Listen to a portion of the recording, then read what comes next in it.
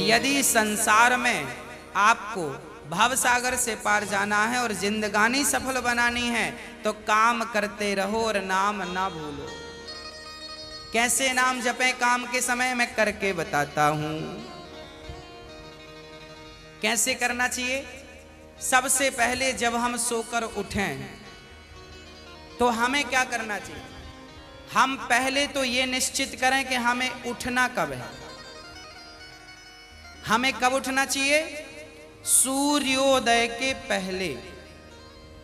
सूर्य उदय के पहले जो लोग उठ जाते हैं, जिस घर के लोग उठते हैं, कहते हैं सूर्य उदय के पहले आपके घर में झाड़ू लग जाए, आपका मेन गेट खुल जाए, खिड़कियां खुल जाएं और सूर्य का पहला प्रकाश यदि आपके घर पे आया तब तो आपके घर में सुख शांति और समृद्धि की कभी कमी हो नहीं सकती। जीवन में दुख वो लोग पाते हैं जिनके 7 बज गए, सूर्य भगवान आ गए, अभी तक दरवाजा नहीं खुले, खिड़कियां नहीं खुली, सो रहे हैं, राक्षस राज अभी सो रहे हैं। 7 बज गए, सूर्य भगवान सिर पे चढ़ रहे हैं, अभी तक आप सो रहे हैं। क्या ये हमारी सभ्यता, हमारा संस्कार है? ना, हमारे संस्कार हैं जब हम छोटे थे ना, ये दास अपनी बात कर रहा है, जब हम 10 वर्ष के थे तब हम मंदिर में पूजा करते थे। हम मंदिर में, हमारे पिताजी मंदिर में पुजारी थे, एक मंदिर की पूजा करते थे। तो हम जब 10 साल के थे तब हम 4 बजे स्नान करके 5 बजे पूजा खत्म करके और 5 से 6 बजे तक में सुंदर कांड का रोज पाठ करते थे, हनुमान चालीसा का रोज पाठ करते थे, रोज पाठ करते थे। 6 बजे, सवेरे 6 बजे मंदिर की पूजा और पाठ करके बाहर आ जाते थे अपने काम के लिए, और 6 बजे बाहर आकर गाय के लिए घास लेने के लिए खेत चले जाते थे। चारा काट करके गाय को खिलाते थे, फिर नाश्ता करते थे, फिर रोटियां, नाश्ते में रोटी और अचार खाते थे। हाँ, कभी गुड़ भी खा लेते थे रोटी के संग। ये दिनचर्या थी। पहला काम हमारा भगवान को धन्यवाद देना होना चाहिए, गौ सेवा होनी चाहिए। ये हमारे संस्कार, हमारा रक्त, हमारे रक्त में है ये। बिना पूजा किए अच्छा ही नहीं लगता। तो क्या करो? सूर्य उदय के पहले, सूर्य भगवान कब उदय हो रहे हैं? लगभग आप 5:30 बजे बिस्तर त्याग दो। बिस्तर त्यागने के पीछे भी कारण कैसा है, कैसे त्यागना है? डायरेक्ट उठ के चलना नहीं है। सबसे पहले जैसे ही आपकी आंख खुले, आंख खोलते ही राम नाम ते ही सुमिरन कीन्हा, हृदय हरस कपि सज्जन चीन्हा, यही सन हठ करी हूं पहचानी, साधु ते हो ही न कारज हानि। हनुमान जी जब लंका में गए और विभीषण की कुटिया पर गए तो विभीषण सवेरे 4 बजे जागे और जागते ही उन्होंने क्या बोला? राम। अर्थात आप जब जागें तो जागते ही राधे कृष्ण, सीताराम, श्रीमन नारायण, भगवान का नाम हरे कृष्ण कृष्ण कृष्ण हरे जपें। भगवान का नाम लेते हुए बिस्तर से उठें, उठकर बैठ जाएं। बिस्तर पर सीधे पड़े थे, उठ के बैठ गए। बैठकर क्या करना है? भगवान का नाम, हे प्रभु आज का दिन आपने दिया उसका धन्यवाद। फिर दोनों हाथ का ऐसे मंथन करना चाहिए, और जब हाथ गर्म हो जाए तो फिर हमें हथेली को ऐसे खोलना चाहिए। खोलने के बाद हमें एक मंत्र पढ़ना चाहिए। मंत्र याद ना हो तो आप ऐसा करो, कराग्रे वसते लक्ष्मी, कर मध्य सरस्वती, कर मूले तु गोविंदा, प्रभाते कर दर्शनम। कराग्रे वसते लक्ष्मी, कर के अग्रभाग में लक्ष्मी का वास होता है। यहाँ कराग्रे वसते लक्ष्मी, कर मध्य सरस्वती, यहाँ सरस्वती का वास होता है, और पूरे हाथ में भगवान कृष्ण का, नारायण का वास होता है। कर मूले तो गोविंद। तो दोनों हाथों का मंथन, यहाँ लक्ष्मी का ध्यान सवेरे करेंगे तो आपके घर में लक्ष्मी आएगी, सवेरे से ध्यान होगा। सरस्वती का चिंतन करेंगे तो आपकी वाणी से दिन भर कोई गलत शब्द नहीं निकलेगा, गलत वाक्य नहीं निकलेगा, गलत विचार नहीं निकलेंगे, आपकी वाणी से कोई दुखी नहीं होगा। और गोविंद का ध्यान करेंगे, मेरे नारायण मेरे कृष्ण का ध्यान करेंगे तो आपको सब कुछ मिलेगा। तो पहले दोनों हाथों का मंथन करके दर्शन करें, फिर दोनों हाथों का मंथन करके जब हाथ गर्म हो जाए तो अपने चेहरे पर लगाएं, अपने नेत्रों पे वो हाथ लगाएं। और उसके बाद सबसे पहले उठकर आप अपने बच्चों को ये चीजें समझाएं। सबसे पहले उठकर आप पृथ्वी माता को प्रणाम करें। पृथ्वी माता को, हे पृथ्वी माता, आपका धन्यवाद, आपने हमें एक अवसर दिया है। आपके ऊपर हम कितना पाप करते हैं, हाँ, मलमूत्र जैसी गंदगी त्यागने के लिए हम मजबूर हैं। माँ हमें क्षमा करना, पृथ्वी माँ को प्रणाम करना चाहिए। उसके बाद आप अपना पांव बिस्तर के नीचे रखें, हाँ, उसके बाद बिस्तर के नीचे पांव रखें। और सबसे पहले सवेरे बढ़िया सा पानी पेट भर के पीना चाहिए। मैं थोड़ा स्वास्थ्य की बात भी आपके लिए कर दूं। बच्चों को तो जानकर रात के तांबे का बर्तन जानते हैं, कॉपर, तांबे के लोटे में धुलकर पानी भर दो, उसे ढक दो, और वही तांबे के बर्तन में जो रात भर से पानी पड़ा था उस पानी को सवेरे बच्चों को पिलाओ। वो तांबे के पात्र का जब पानी बच्चे पिएंगे तो वो बच्चों की बुद्धि प्रखर होगी, बच्चे प्रखर बुद्धि वाले होंगे। यदि आपके घर में चांदी का सिक्का है तो आप लोटे पर चांदी का सिक्का भी डाल सकते हैं, नहीं है तो कोई बात नहीं। चांदी का सिक्का जब लोटे पे डालेंगे और उसमें पानी भरेंगे, पानी का स्पर्श चांदी और तांबे से जब होता है तो पानी शुद्ध हो जाता है, पानी के दोष समाप्त हो जाते हैं और पानी की शक्ति बढ़ जाती है।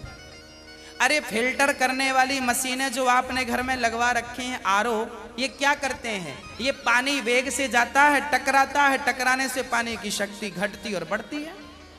सबसे ज्यादा शक्तिशाली पानी कौन सा? झरने का पानी। गंगा का पानी शक्तिशाली क्यों है? क्योंकि वो हजारों किलोमीटर की यात्रा करता है, पानी पत्थर से टकराता है, उसकी शक्ति बढ़ जाती है।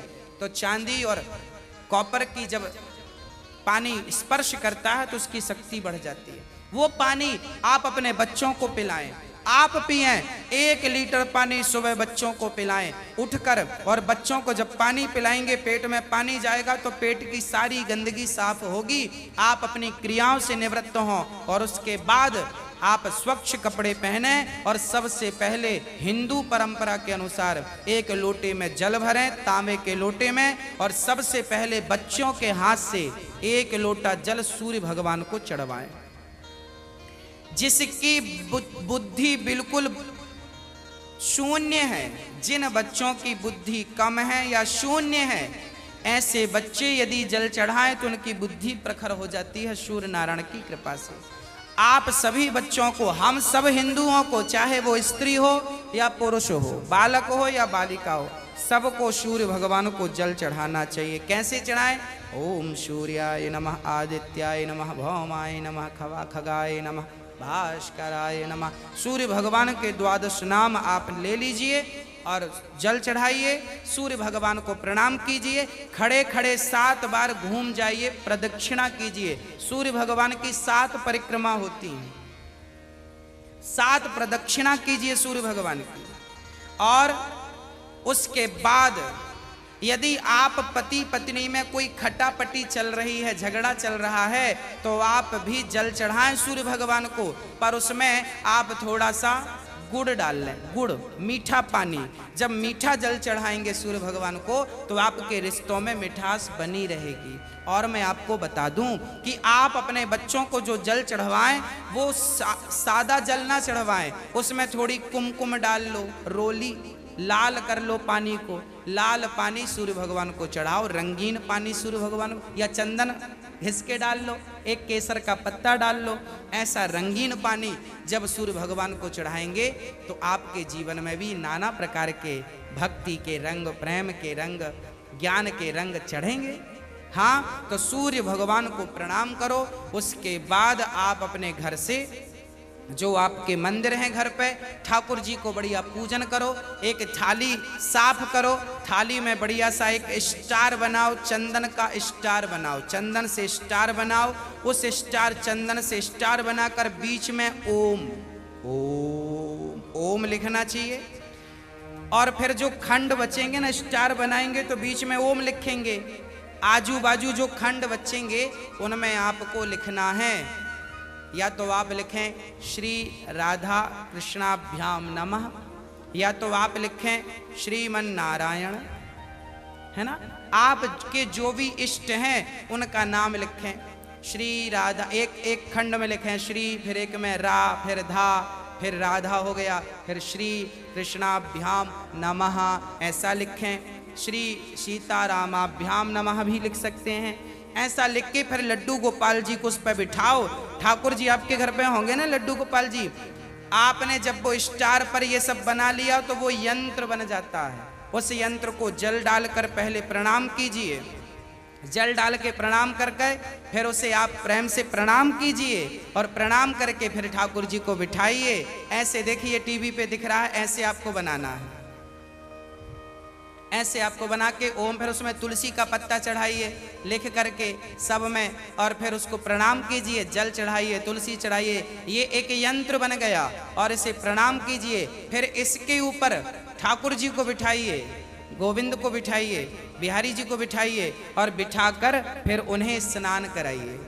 प्रेम से स्नान कराइए। कैसे स्नान कराएं? ऐसे स्नान कराएं, और बोलते रहिए श्रीमन नारायण नारायण नारायण। कुछ नहीं आए तो नारायण नारायण कीर्तन करते श्रीमन नारायण नारायण। ऐसे जल चढ़ाओ। जल चढ़ाने के बाद भगवान को अपनी गोद पर बिठाओ। अपनी गोद पर बिठाकर बड़े प्रेम से उन्हें बढ़िया कपड़े से पोंछो, साफ करो। बच्चे को भी आप नहला के पोंछते हैं, बच्चे को बढ़िया पोंछिए, उन्हें साफ करिए। और जब भगवान को आप बढ़िया से साफ करें, उसके बाद उन्हें उनकी आसन पर बिठावें, और आसन पर बिठाने के बाद उनको फिर बढ़िया से वस्त्र पहनावें, और वस्त्र पहनाने के बाद उनका श्रृंगार करें। श्रृंगार करने के बाद जब पूरा श्रृंगार हो जाए तो ठाकुर जी को दर्पण दिखावें, है ना। फिर भगवान जी को दर्पण, आप लोग भी दर्पण देखते हैं कि नहीं? ऐसे ही ठाकुर जी को दर्पण दिखाना चाहिए। प्रभु देखिए, आज दास ने आपका ऐसे श्रृंगार किया है, ये आपका श्रृंगार है। ऐसे दर्पण दिखाओ भगवान को। हाँ, भगवान को बढ़िया सा दर्पण दिखाओ। भगवान को दर्पण दिखाकर फिर उनको प्रणाम करो, और प्रणाम करते हुए कहो त्वमेव माता। बोलो मेरे संग सभी लोग, बोलो त्वमेव माता च पिता त्वमेव, त्वमेव बन्धुश्च सखा त्वमेव, त्वमेव विद्या द्रविडं त्वमेव, त्वमेव सर्वं मम देव देव। हाथ जोड़कर भगवान से कहो, हे प्रभु आप ही हमारी माँ हैं, हे प्रभु आप ही हमारे पिता हैं, हे गोविंद आपके सिवा हमारा इस सृष्टि में कोई नहीं है। हे प्रभु, माना कि मैं अपराधी हूँ, माना कि मैं पापी हूँ, पर मुझे स्वीकार करना आपका ही काम है भगवान। हे नाथ, मैं आपको कभी भूलूं नहीं। एक बार जरा सभी बोलिए, हे नाथ मैं आपको कभी भूलूं नहीं। हे नाथ मैं आपको कभी भूलूं नहीं। हे प्रभु, मैं सदा आपका स्मरण करता रहूं, सदा आपका चिंतन करता रहूं। हे नाथ, मैं आपको कभी भूलूं नहीं। ऐसी हमें प्रार्थना करनी चाहिए, भगवान को प्रणाम करना चाहिए, बढ़िया सी आरती उतारनी चाहिए, बढ़िया सा भोग लगाना चाहिए। और बढ़िया आरती उतार कर देखो, भोग भगवान को कई लोग ना भोग ऐसी रख देते हैं, ऐसे नहीं।